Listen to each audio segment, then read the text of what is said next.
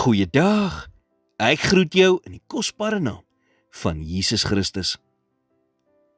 Dawid sê in Psalm 41 vers 12, hieraan weet ek, dat U 'n welbehae in my het, dat my vyand oor my nie juig nie.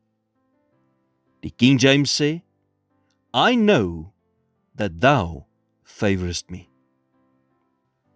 Die duiwel wil nie hê jy moet weet dat God se guns op jou lewe is nie. Inteendeel, hy wil nie hê jy moet dink dat God enigiets goeds vir jou sal doen nie. Daarom sal hy sy bes doen om jou te probeer oortuig dat jy geen doel of potensiaal in hierdie lewe het nie.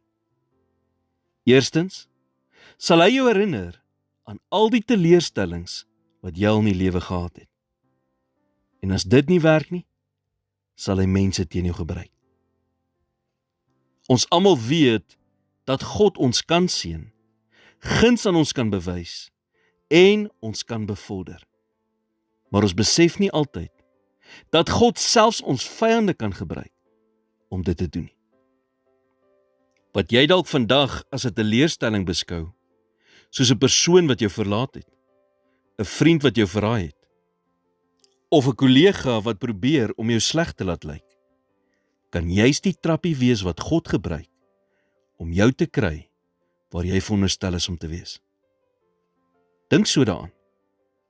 Dawid sou slegs as 'n skaapwagter bekend gestaan het as dit nie vir Goliat was nie.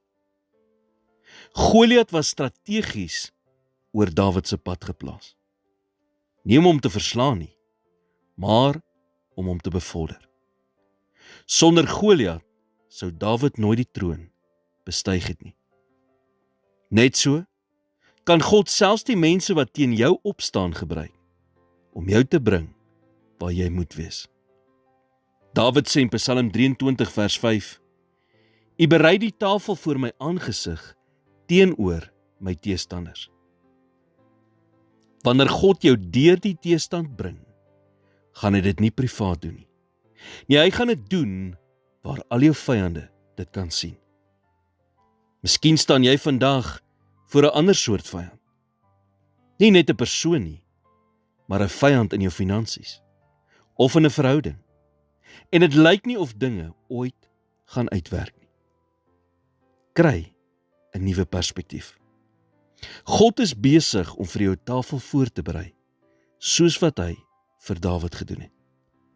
Waar nie net al jou vriende dit sal sien nie, maar ook die wat tans teen jou is. Hulle gaan sien hoe God jou seën en jou bevorder. Besef vandag dat God se guns oor jou lewe is.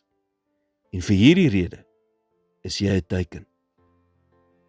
Here, dankie vir die woord en vir die vertroosting en krag wat dit my gee. Dankie dat selfs wanneer ek teestand in my lewe ervaar, ek kan weet dat U net die beste vir my in gedagte het. Daarvoor loof ek U vandag. Amen.